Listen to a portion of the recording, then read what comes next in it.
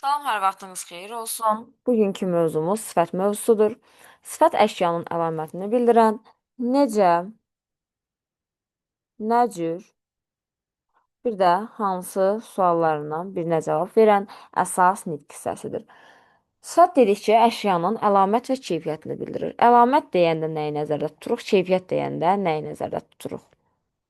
Əlamət. Əlamət xarici görünüşdür, zahiri, yəni xarici, zahiri. Keyfiyyət isə daxili deməkdir. Bəs yaxşı, bunu necə ayırd edə bilərik? Məsələn, deyirik ki, şirin alma. Şirin alma. Bir almanın üzünə baxanda onun şirin və ya turş olduğunu başa düşə bilirikmi? Xeyr. Şirin olacaq onun daxili xüsusiyyəti. Yəni, yedikdən sonra onun keyfiyyətini biz bilirik. Bir də deyirəm ki, qırmızı alma. Qırmızı alma. Qırmızı almanı içinə dişlədikdən sonra görürük, yoxsa üzünə baxdığımız zaman görürük. Təbii ki, üzünə baxdığımız zaman və bu da olur onun əlaməti. Əlamət zahiri, xarici görünüşüdür. Keyfiyyət isə daxili görünüşüdür. Yaxşı. Keçək nəyə? Sifət ismə aid olur demişik. Ondan sonra əlamət və keyfiyyət bildirir. Aid olduğu əşya ilə birlikdə işlənəndə əsasən şəkilci qəbul etmir. Sonrasında əsasən cümlədə təyin və ismi xəbər vəzifəsinə çıxış edir. İsmi xəbər. Elə necə cümlə sonu cavab verin. Lakin isim vəzifəsini, yəni isimləşdiyi zaman isə tamamlıq vəzifəsində çıxış eləyə bilər. Deməli, daha çox hansında olur? Təyinlə ismi xəbər vəzifəsində, isimləşdiyi zaman isə tamamlıq vəzifəsini yerinə yetirir. Yaxşı, keçək indi isə sifətin quruluşsa növlərinə. Sifətin quruluşsa isimdə də olduğu kimi 3 növü var. Sadə, düzəltmə və mürəkkəb. Aha. Sadə nədir demişik? Bir kök və qrammatik şəkilsi. Bir kök və ya kök və qrammatik şəkilsidən ibarət olur. Məsələn, buna nəyi deyə bilərik? Yaxşı. Necə? Yaxşı. Bir kökdən ibarətdir. Gözəl. Necə? Gözəl. Bir kökdən ibarətdir. Ondan sonra burada sonra başqaları deyək. Və sair bu tipli sözlərimiz sadə gedir. Düzəltmə nədir demişdik? Düzəltmə isə bir kök və ən azı bir leksik şəkilsidən ibarətdir. İstəyirsiniz bundan sonra 50 dənə qrammatik şəkilsi gəlsin. Fərqi yoxdur. Bu sözümüz yenə düzəltmə olacaq. Düzəltmə sifətlərimiz iki formada olur. Bir adlardan düzələn sifətlər, bir də feillərdən düzələn sifətlər olacaq. Bunu isə şəkilsilər vasitəsindən əzbərləməliyik. Məsələn, bir var deyirəm ki, tərbiyəli. Tərbiyə, nə? Tərbiyə, tərbiyəli, necə? Tərbiyəli. Sonda yaranan sözüm sifətdir. O başqa bir şey. Tərbiyəli sözü sifətdir. Bəs hansından yaranıb desək, ən son leksik şəkilsindən bir öncəyə baxıram. Tərbiyədir sözün, yəni tərbiyə sözündən yaranıb. Tərbiyə sözü isə tərbiyə nə? Tərbiyə nə sualına cavab verir və isim olur. Deməli, bu söz isimdən yaranan sifətdir. Adlardan yaranıb. Ad deyəndə nəyi nəzərdə tuturuq? Feildən başqa digər əsas nitq hissələrini. Yəni isim, sifət, say, əvəzlik, zərf. Bunlar ad adlanır. Ondan sonra yazırıq, məsələn, armudu. Armud sözün kökü, armudu necə? Armudu stəkan. Yəni bu mənada armudu stəkan mənasında olacaq armudu sifət. Düzdürmü? Yəni forma bildirdi artıq. Armud nə? Armud isimdir. Armudu necə? Armudu sifətdir. Bu da isimdən yaranan sifət oldu. Sonra buna bir neçəsini deyək. Adlardan yarananlara. Təbii ki, bunlar arasında tək variantlı şəkilçilər də var, 4 variantlı, 2 variantlı şəkilçilər də var ki, bunları bilməliyik. Məsələn, hansını deyək? Kar şəkilçisini deyək, məsələn, həvəskar. Həvəs nə? Həvəs. Həvəskar necə? Həvəskar. İsimdən yaranan yenə sifət oldu. Ondan sonra ön şəkilçilərimiz var ki, bunlar da ona aiddir. Məsələn, baməzə. Baməzə, məzə sözün kökü balleksik. Bu isə ön şəkilsidir. Ön leksik şəkilsidir. Sonra və sair bu formada şəkilçilər var. Bunları əzbərləməliyik. Buna heç başqa indi bunlar adlara aid olan şəkilçilər idi. İndi isə biz deyək feillərə, feildən düzələn sifətlərə. Məsələn, ağan əyən şəkilçisi var. Ağan əyən. Məsələn, ağlağan, ağlağan. Necə ağlağan? Güləyən fərqi nədir ki? Ağla sözün kökü, ağlağan necə ağlağan? Ən son leksikdən bir öncəyə baxırıq. Ağla sözündən yaranıb. Ağla nə et? Ağla. Bax nə et sualına cavab verdi. Nə et? Ağla. Feildir. Ağlağan necə ağlağan? Artıq burada necə sualına cavab verəcək və feildən yaranan sifət vəzifəsini yerinə yetirmişdir. Feildən düzələn sifətdir.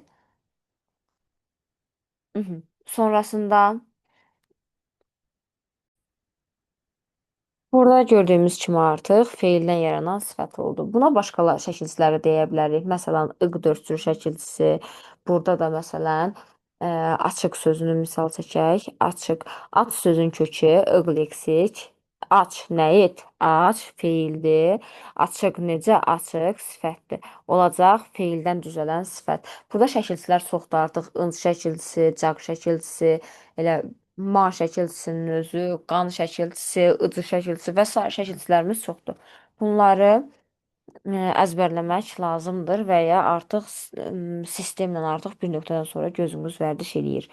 Yaxşı, keçək mürəkkəb isimlərə, sifətlərə. Mürəkkəb sifətlər nə demişdik? İki və daha artıq sözün birləşməsindən yaranan sözlər mürəkkəb sifətlər adlanır. İki cür yazılır. Bir var bitişik yazılanlar, bir də var defislə yazılanlar. Bir var bitişik, bir də var defislə.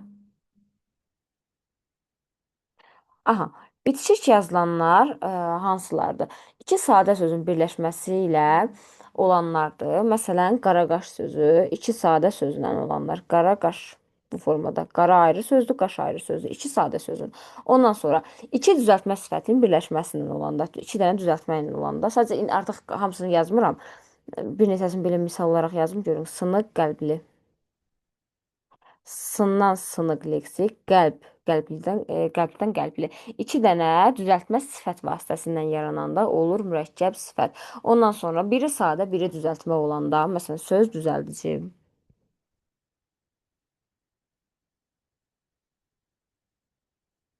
Söz sadə, düzəldici düz, düzəl, düzəlt, düzəldici. Gördüyünüz kimi düzəldici artıq bu iki sözün birləşməsindən yarandı mürəkkəb sifət. Sonra mənsubiyyət şəkilsiz sözün iştirakı ilə, məsələn, stol üstü. Burada gördüyümüz mənsubiyyət şəkilçisi artıq onun yaranmasına səbəb olmuşdur. Bir də A və ba bitişdirici vasitələrinin köməyindən yarananlar. Məsələn, cürbəcür, növbənöv,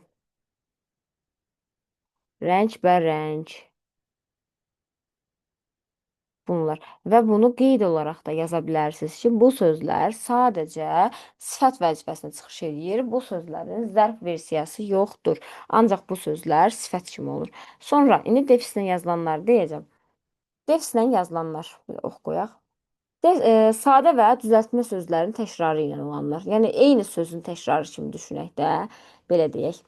Acı-acı, acı-acı meyvələr yeyir, nə bilim, acı-acı turşular yeyir. Gördüyünüz kimi burada artıq eyni sözün təkrarı defislə yazılacaq. Ondan sonra biri və ya hər ikisi ayrılıqda işlənə bilməyən sözlər. Məsələn, xırda-mırda, xırda-mırda. Ondan sonra qarma qarışıq. Burada da artıq o formada olur. Sonra sonra yaxın və ya əks mənalı sifətlərin birləşməsindən, məsələn, evli, eşikli bu formada. Ondan sonra bir də qeyri sözünün birləşməsindən olanda olur. Məsələn, qeyri müəyyən defislə yazılır. Bunlar isə defislə yazılanlarımızdır. Sonra burada bir neçə qeyd var, onları da deyim. qeyd edək. Aha. Deməli, I şəkilçisi biz demişdik, I dörd cür şəkilçisi. Nizə şəkilçisidir, omonim şəkilçisidir. Bu bir təsirli yal şəkilçisi kimi, bunu qabaqçı dərsimizdə demişdik. Sonra mənsubiyyə şəkilçisi kimi. Bir də I4 leksik şəkilçisi kimi, yəni isimlə sifət yaradan şəkilçisi kimi işlədilir. Bu formada bunu dəqiq baxmalısınız, yəni testlərdə. Məsələn, var qızıl, nə qızıl, bir də deyirəm qızılı. Necə qızılı? Artıq I burada leksikdir. Buna baxmalısınız. Qızılı qaşıq desəm, bu mənada artıq sifəti necə qaşıq? Qızılı qaşıq. Necə? Bu rəng mənada bilinir. Bir də var deyər ki, qızılı mənə ver. Qızılı mənə ver. Bu mənada artıq qızıl kökdədir. Nə? Qızılı nəyi? Qızılı qrammatik şəkilçisidir. Mənə ver. Onun qızılı olmayacağına görə, onun qızılı mənə ver. Uyğun gəlmədiyinə görə I burada təsirli hal şəkilçisidir. Bu mənada diqqətlə baxmalıyıq bu formalara. İndi isə keçək başqa bir şəkilçisi də deyim sizə. Ç 4 cür şəkilçisi var. Bir də daçı 4 cür şəkilçisi var. Sonra bu şəkilçilər sifətlər, bu şəkilçidəki sifətlər sadəcə adi dərəcədə olurlar. Yəni digər dərəcədə işlənə bilmirlər. Bunu bir yadda saxlayaq. Və bu şəkilçilər sözdə qrammatik şəkilçisidən sonra gələ bilən şəkilçilərdir. Məsələn, nə deyək? Dünənki ifadəsini deyək. Hə. Yox, dünənkidə zaten əvvəlcə daşı ilə deyək, yaxşı. Evlərdəki. Bax, ev sözün kökü lər qrammatik, dəki leksik. Yəni öncədən gəlir. Gil necə qabaq gəlirdisə, əmimgil deyirdik. Əmimgil, əmi sözün kökü, əmim qrammatik, gil leksik. Yəni daşı da o formada gələ bilən şəkilçilərdəndir. Sonra indi keçək sifətin digər nitq hissələrindən fərqləndirən bir xüsusiyyəti var ki, sifətin müqayisə dərəcələri var. Müqayisə dərəcəsi nədir? Sifəti başqa dediyimiz kimi fərqləndirən xüsusiyyətdir. Əşyanın əlaməti 3 dərəcədə ola bilər. Normada, normadan az və normadan çox. Buna görə də sifət 3 qrupa bölünür müqayisə dərəcəsi. Adi dərəcə, azaltma dərəcəsi, normadan az, azaltma dərəcəsi, bir də çoxaltma dərəcəsi. Adından məlum, normadan çox olması artıq budur. Yaxşı, indi bir-bir deyək. Bəzi sözlər də, sifətlər də var ki, onlar dərəcəyə görə dəyişə bilmirlər. Yəni bunlara diqqətlə baxmalıyıq. Evdəki dünənki sözü, bayaq məsələn dediyim sözlər dakı və ki şəkilçisi olanda, o sözlər sadəcə adi dərəcədə olur. Yəni dərəcəyə görə dəyişmir. Azaltma, çoxaltma olmur, ancaq adi dərəcədə. Adi dərəcə nədir? İndi adi dərəcəni deyək. Adi dərəcə əlamət və keyfiyyətlərin adi halda olduğu, normada olduğunu bildirir. Məsələn, deyirəm yaşıl, sadə. Görürük ki, bir dənə yaşıl rəngdir. Yəni adidir, başqa heç bir şey. Şirin, sadəcə şirindən gedir söhbət. Başqa heç bir şey yoxdur. Acı, yaxşı və s. Bunlar hamısını görürük ki, adidir. Heç bir morfoloji əlaməti yoxdur. Yəni heç bir şəkilçisi yoxdur. Digər dərəcələrdə ancaq şəkilçilər olacaq. Adi dərəcə başqa dərəcələr üçün ölçülməyən rolunu oynayır. Məsələn, sual çıxar ki, digər dərəcələr üçün ölçülməyən rolunu oynayan hansı dərəcədir? Adi dərəcədir. Yaxşı, azaltma dərəcəsindən danışaq. Azaltma dərəcəsi əlamət və keyfiyyətin adi dərəcədən aşağıda olduğunu göstərir. Yəni normadan az olduğunu göstərir. Məsələn, bunu indi deyək. Məsələn, bunun bir neçəsini misal çəkək. Uzun sov. Bir var uzun. Deyirəm ki, ağac nə boydadır? Bir var deyirsiniz ki, uzundur. Bir də deyirsən ki, uzun sov. Yəni tam uzun deyil də, uzuna yaxın, uzundan az mənasında deyirsiniz. Bu mənada. Ondan sonra deyirəm sarı, sarımtıl. Sarımtıl. Deyirəm ki, geyindiyiniz paltar nə rəngdir? Deyirsiniz sarımtıl. Yəni sarı rəng deyil. Sarıya çalan bir rəngdir. Yəni sarıdan aşağı az bir rəngdir. O mənada. İndi bunların tam mənasını deyim, ondan sonra morfoloji, sintaktik yollarını deyəcəm. Yaxşı, ya da bunu deyim elə. Azaltma dərəcəsinin iki cür əmələ gəlir. İki yolla əmələ gəlir. Bunu bir yadda saxlayaq. Azaltma dərəcəsi iki yolla əmələ gəlir. Bir var morfoloji yol, bir də var sintaktik yol. Morfoloji nədir? Sintaktik yol nədir? Morfoloji üsul şəkilçi üsuludur. Bax, bunda başqa bir rənglə yazım bilin. Şəkilçi üsuludur. Sintaktik yol isə sözlərlə yarananlardır. Sözlər olandır. Sözlərlə. A. Deməli, morfoloji yol şəkilçilərlə, sintaktik yol sözlərlə yaranır. Şəkilçilərlə azaltma dərəcəsinin şəkilçiləri hansılardır? Bunları da qeyd edək. Hansılardır? Məsələn, ımtıl, ımtıl dördsül, ımtıraq dördsül. Ondan sonra ımsov, sonra elə sovun özü, sonra şın şəkilçisi var, o. Sonra raqrək, raq iki cür yazıram. Sonra yanız. Hamısına indi misal çəkək. Sarımtıl, sarımtıraq. Sonra ımsova göyümsöv, göyümsöv. Sonra uzun sov dedik. Şına, sarışın, raq, yaxşı raq, gödərək. Ondan sonra yanıza, qara yanız, sarı yanız bu formalarda olur. Bu şəkilçilərlə yarananda olur nə? Morfoloji üsul. İndi isə sintaktik üsul deyək. Sintaktik üsul isə ala, kəm, açıq, bir də təhər, sonra nə qaldı? Az. Hə. Bu sözlər vasitəsindən yarananlardır. Necə olurlar? Ala, məsələn, ala eləyə, ala yarımçıq və defislə yazılır ala sözü. Ala yarımçıq. Gördünüz? Bir var yarımçıq, bir də deyirəm ala yarımçıq. Sonra ala çiy. Bir var çiy, bir də var ala çiy. Bax, defislə yazıldı yenə. Bir var çiy, yemək çiy ola. Bir də var ala çiy. Tam bişməmiş. Yəni azaltma dərəcəsində. Ondan sonra açıq, açıq sözünə açıq sarı. Ondan sonra kəm sözünə kəm şirin. Mhm. Kəm şirin. Kəm bitişik yazılır da bu. Bunu da yazım. Kəm şirin bitişik yazılır. Ondan sonra kəm tur bitişik yazılır dediyimiz kimi. Ondan sonra açıq sözü ala kimi defislə yazılır. Üst tərəfindən yazmıyor, yadınızda qalsın. Açıq sarı məsələn defislə yazılacaq. Ondan sonra təhər sözü bitişik yazılacaq. Onu da qoy yazaq. Məsələn, sarı, təhər bitişik yazılacaq. Az sözü isə ayrı yazılacaq. Məsələn, az şirin. Deməli, üç cür yazılış oldu. Defislə yazılan, bitişik yazılan, bir də ayrı yazılan. Açıq və ala sözü defislə yazılacaq.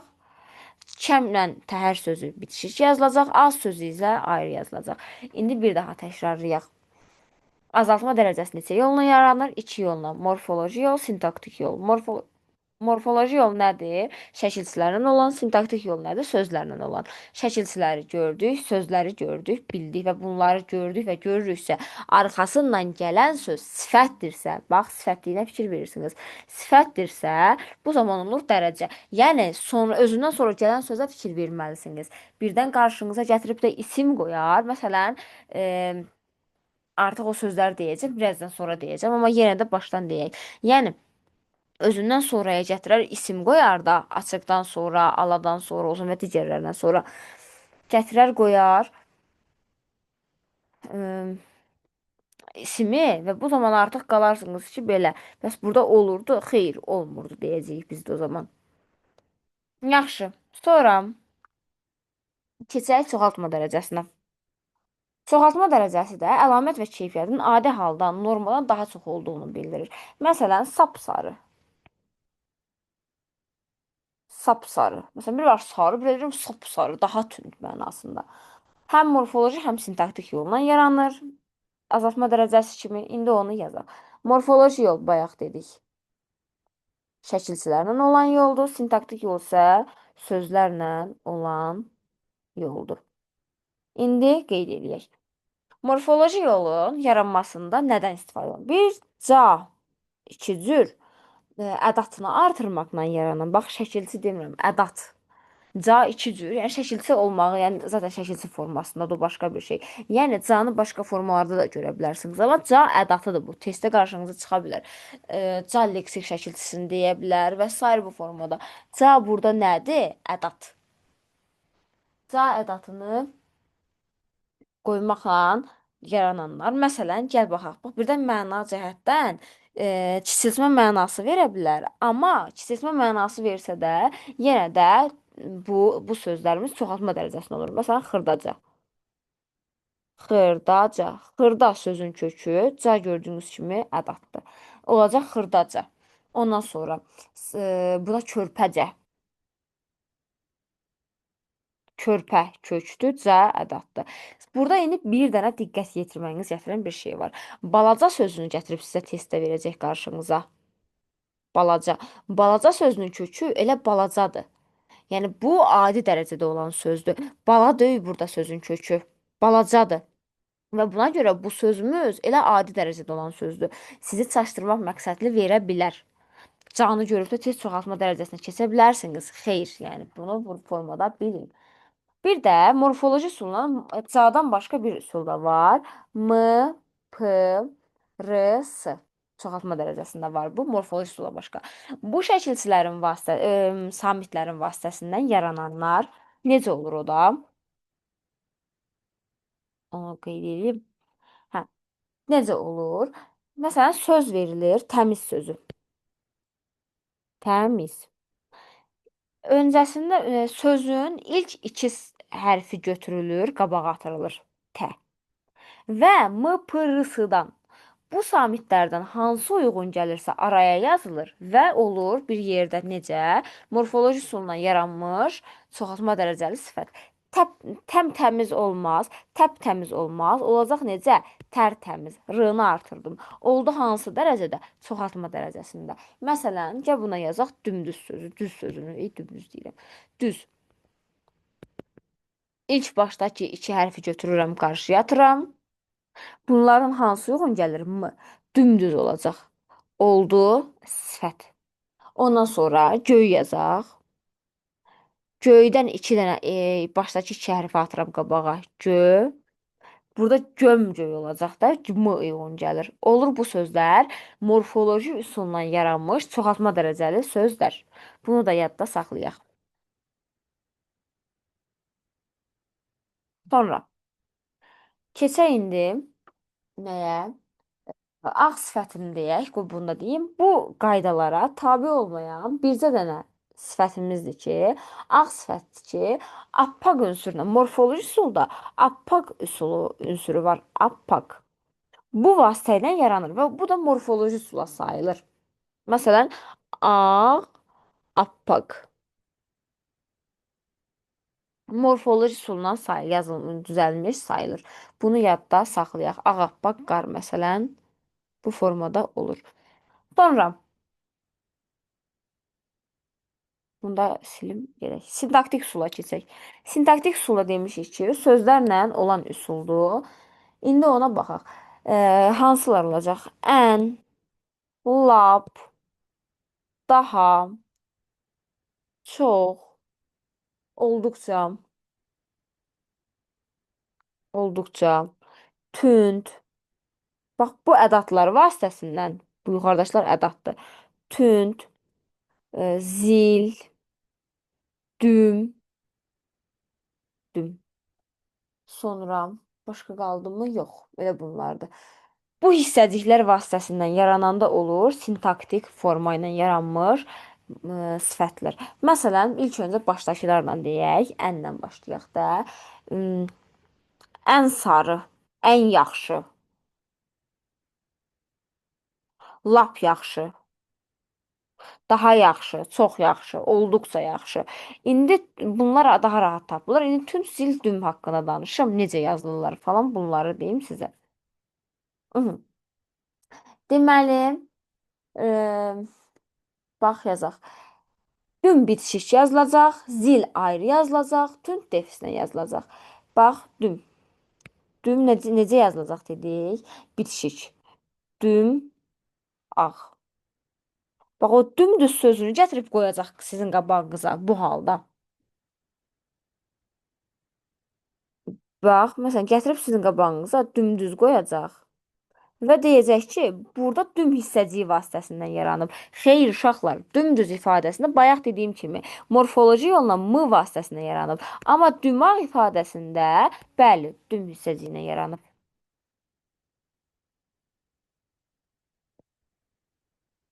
Necə oldu bu? Düm, ağ. Sonra, ondan sonra bu dedik düm bitişik yazılır. Zil sözü ayrı yazılır. Məsələn, zilə yazaq. Zil qara ayrı yazılacaq. Bir də tünd dedik ki, defisinə yazılır. Tünd, elə qara deyək burada. Tünd qara gördüyünüz kimi defisinə yazılır. Bunu da yadda saxlayaq. Yazılış qaydalarına ehtiyacımız olacaq. Bunlarda da əgər problem qalmadısa, bəzi sözlərimiz var ki, onlar ümumiyyətlə dərəcədə iştirak eləmir və bu barədə biraz incəliklər var, onlardan danışaq. Bu sözləri yadda saxlayın. Büsbütün,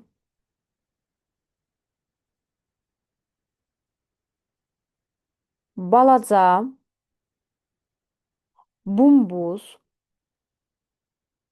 mhm, sözləri çoxaltma dərəcəsində deyillər. Bax, bunu yadda saxlayın. Büsbütün zərfdir, sifət deyil ümumiyyətlə. Bumbuz sözü birlikdə sifətdir. Yəni təklikdə buz sözü, buz, nə buz, isimdir. Amma bumbuz ifadəsi necə bumbuz sifət olacaq, sifət. Balaca sözü isə tək formada, tək formada sifətdir və adi dərəcədədir.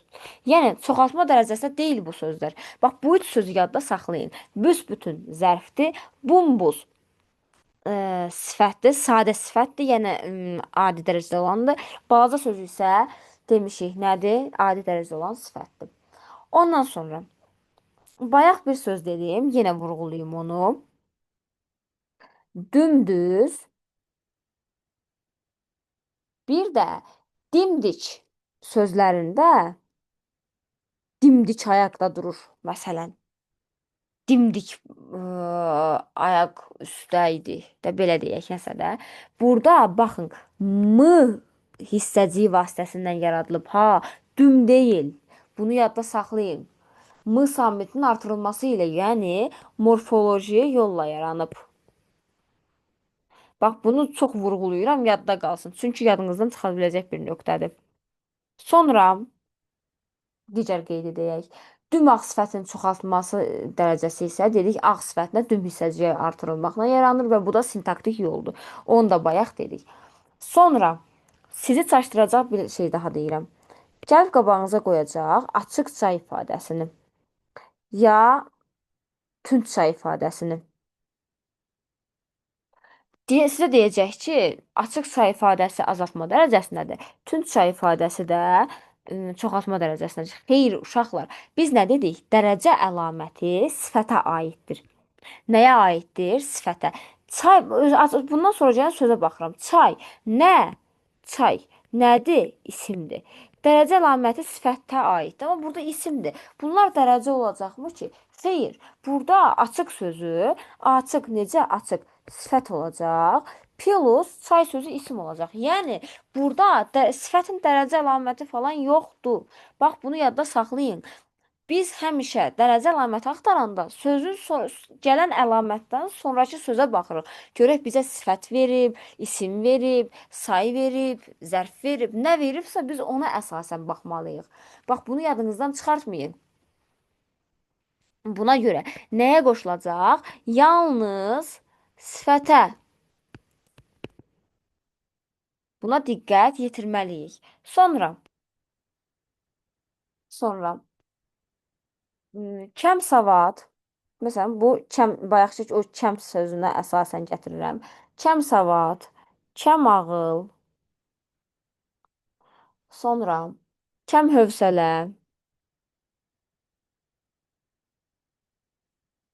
Sonra kəm-fürsət.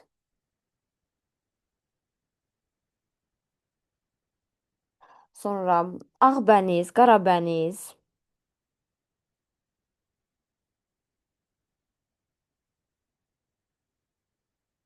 bir təhər, tünd xasiyyət.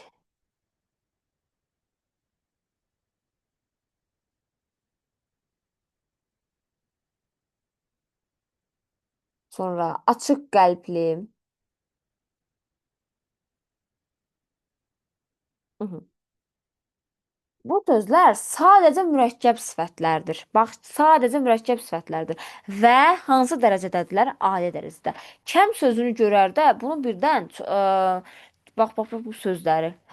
Birdən yadınıza gələr də Ağbəniz, Qarabəniz, bir təhər, təhər sözləri, açıq, tünc. Bax bu sözləri birdən görərdə ya azaltma, ya çoxaltma götürərsiniz. Xeyr, bu sözlərimiz bir daha vurğulayıram. Mürəkkəb sözlərdir. Bax belə də qoy yazım. Mürəkkəb sözlərdir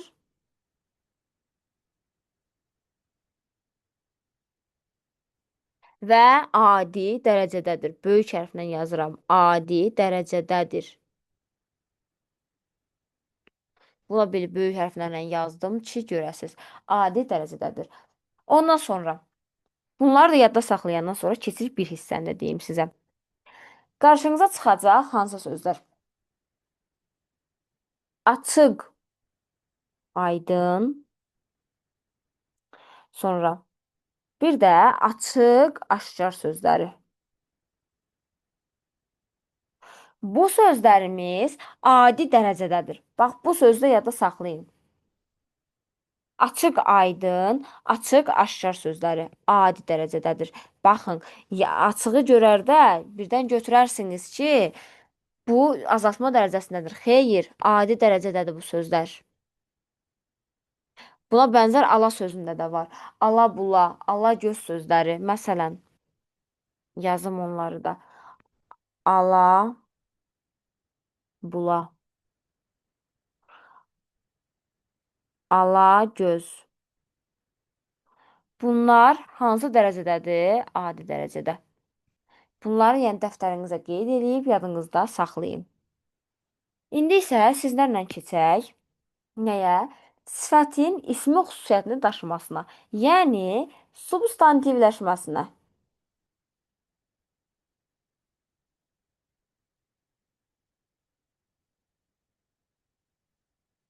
Başqa bir adla da isimləşmə. İndi isimləşməyə ilə gedir elə. Qabaqsa substantivləşmə deyirdik. İsimləşməsinə. İsimlər necə sifətləşirdisə, yəni atributivləşirdisə, sifətlər də o formada isimləşir və substantivləşir. Burada necə tapırıq biz bunu? Necə qazanmalıyıq? Burada sifət ismi xüsusiyyətini daşıyanda artıq kim sualına cavab verməyə, kim nə suallarına cavab verməyə başlayacaq. Ondan sonra itirəcəyi şeylər necə suallarını itirəcək və necə olur? Bir var ki, görünüş cəhətdən itirə. Bir də var ki, cəm, mənsubiyyət, bir də hal şəkilçisi qəbul edə də sifət. O zaman isimləşə. Məsələn, ilk öncə bunu deyək. Qocalar gəldi. Gəldilər. Baxın, normalda qoca sözü, qoca necə? Qoca sifətdir. Sifətdir. Lakin qocalar gəldilər dediyimiz zaman, yəni cəm şəkilçisini qəbul etdiyi zaman kim? Qocalar. Kim sualına cavab verəcək və isimləşmiş olacaq. Bunun isimləşmiş olması sifət olmasını dəyişdirmir. Həmişə bu formada demişəm ki, sanki düşünün ki, bir mankendir, maketdir. Paltarını dəyişdiniz, yenə manken olaraq qaldı, maket olaraq qaldı. O nətər deyim, yəni yenə sifət olaraq qalacaq. Yəni üzərini dəyişməklə, üzərinə nəyisə gətirməklə, əlavə eləməklə o nəyisə itirmir ki, xeyr, yenə olduğu kimi qalacaq. Sadəcə üstünə əlavə qazanır. Yəni yenə sifət olaraq qalacaq. Bax bizdən soruşan morfoloji olaraq nədir? Onu belə deyək də, yenə sifət olaraq qalır, amma xüsusiyyət olaraq ismi xüsusiyyətini daşımış olur. Yaxşı. Sonrasında nə olur? Hamısını bir-bir deyək. Deməli, cəm şəkilçisi qəbul edərək isimləşir. Hal şəkilçisi qəbul edərək isimləşir. Mənsubiyyət qəbul edərək. Məsələn, icidin, icidin adı gərək. Məsələn, icid sözü necə icid? Normalda necə sualına cavab verir. Amma icidin adı gərək. Kimin? Bax, kimin sualını verdim. Kimin? İcidin deyək də. Düzdür? Bax, bura kimin sualına artıq cavab verəcək və olacaq nə? İsim, yəni isim xüsusiyyətini götürmüş sifət, substantivləşmiş sifət. Ondan sonra mənsubiyyəti qəbul etmiş deyək. Necə olacaq? Qəhrəmanım.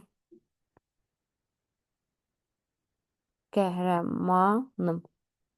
Mənim qəhrəmanım da. İndi bunun qabağına mənimi də gətirək. Qəhrəmanım. Qəhrəman. Necə qəhrəman? Sifətdir, düzdür? Necə qəhrəman? Sifətdir. Qəhrəmanım. Mənim qəhrəmanım. Kim? Mənim qəhrəmanım. Qəhrəmanım nəyim? Qəhrəmanım da bu formada deyək artıq. Olacaq nə? Sifətdir, amma ismin xüsusiyyətini daşıyıb.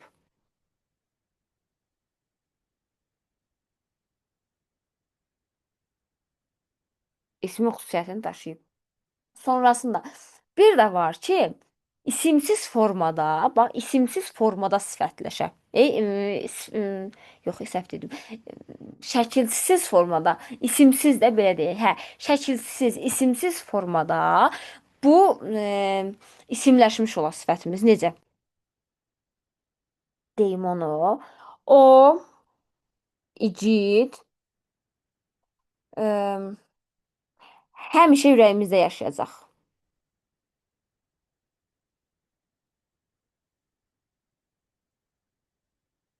Yaşayacaq.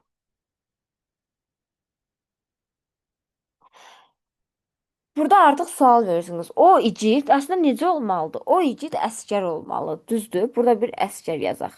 O icid əsgər olmalı idi. Amma gördünüz, heç bir şəkilçi qəbul etməyib. Nə də ki, özündən sonra isim gəlməyib. Amma isimləşmiş olacaq. Sual verdiyimiz zaman kim sualına cavab verəcək? O icid həmişə o icid həmişə ürəyimizdə yaşayacaq. Kim? İcid. Hansı icid o icid? Burada vergül olmalı. Artıq nə oldu? Bax, kim sualına cavab verdi? Kim? İcid. Amma yenə sifətdir. Bizdən testdə soruşsa ki, nitq hissəsi olaraq nədir? Sifət. Bax, nitq hissəsi olaraq sifət. Sifətdir. Amma xüsusiyyət daşımaq cəhətdən artıq isim olmuşdur. Deməli, bunu deyirik. Sifətlər isimləşdiyi zaman necə isimləşəcəklər? 1. Hallanacaqlar, cəmlənəcəklər, mənsubiyyətə görə dəyişəcəklər, isimsiz işlənəcəklər, sonra ad bildirirlər, kim nə suallarına cavab verəcəklər, cümlənin mübtəda və xəbər tamamlığı olacaq. Sadəcə bunu bilin ki, baxın, ismə aid kateqorik şəkilçilərin içindən, bax, testdə də bu qarşınıza çıxır. Şəxs xəbərli şəkilçisi isimləşməyə xidmət etmir. Gətirib sizin qabağınıza qoyar ki, o iciddir. Bax, bunu qoyar deyər ki, iciddir sözü burada isimləşmişdir. Xeyr, o iciddir. Necədir? İciddir. Bax, burada şəxs xəbərli şəkilçisi var. Bu isimləşməmişdir artıq. Sadəcə olaraq bir də sual ver, burada forma da olar ki, o iciddir, kimdir? O iciddir. O icid əsgərdir formasında. Yəni isimsiz işləndiyi üçün götürülə bilər. Şəxs xəbərli şəkilçisinə görə burada isimləşməyib ha. Bax, bu testdə qarşınıza qoyurlar. Şəxs xəbərli şəkilçisinə görə isimləşmə olmur. Bunu da bildik. Sonrasında bunu deyək. Sifət isimləşərkən nələri itirir? Bir-bir deyək. Sifət isimləşərkən izah etdiyi əşyanın əlamət və keyfiyyət bildirməni itirir. Yəni, əlamət keyfiyyət bildirməyəcək. Bax, itirir, qazanır. Belə yazaq, biləsiz. Nə itirir? Əlamət keyfiyyət. Əlamət yazıram, bilin. Əlamət keyfiyyət bildirməyini itirir. Onun yerinə nə bildirəcək? Ad bildirməyi qazanacaq. Ondan sonra necə suallarını itirəcək? Sualları itirəcək. Yerə nə qazanacaq? Kim və nə suallarını. Nə cür? İndi hamısını yazmıyorum da sualların yadınızda qalsın. Sonra nəyi itirəcək? Təyin olma xüsusiyyətini itirəcək. Nəyi qazanacaq? Demişdik. Mübtəda və tamamlıq olmağı.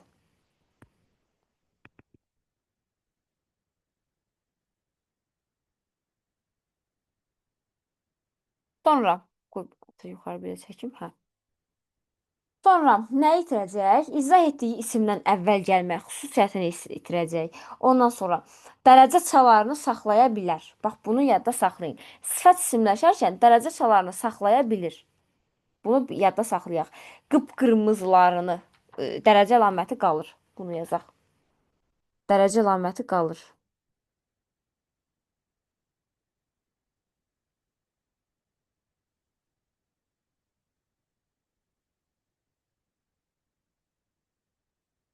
Dərəcə əlamətini saxlaya bilər. Sonra sifət isimləşdikdə də, isimləşmədikdə də xəbər ola bilir. Yəni bu sual, bu zaman xəbərin sualına diqqət lazımdır. Yəni sizə desə ki, isimləşdiyi zaman xəbər olur. Xeyr, isimləşmədən də, isimləşdikdə də, isimləşmədikdə də o xəbər vəzifəsinə çıxış eləyə bilər. İndi də bayaq dediyimiz kimi sifət isimləşdiyi zaman nələr qazanır, onları da deyək. Ad bildirir, kim nə suallarını qazanır, mübtəda tamamlıq olur, hallanır, cəmlənir, mənsubiyyətə görə dəyişir, isimsiz işlənir. Bu kimi xüsusiyyətləri qazanır. Sual olsa baxarıq. Bu günlük bu qədər. Sağ olun.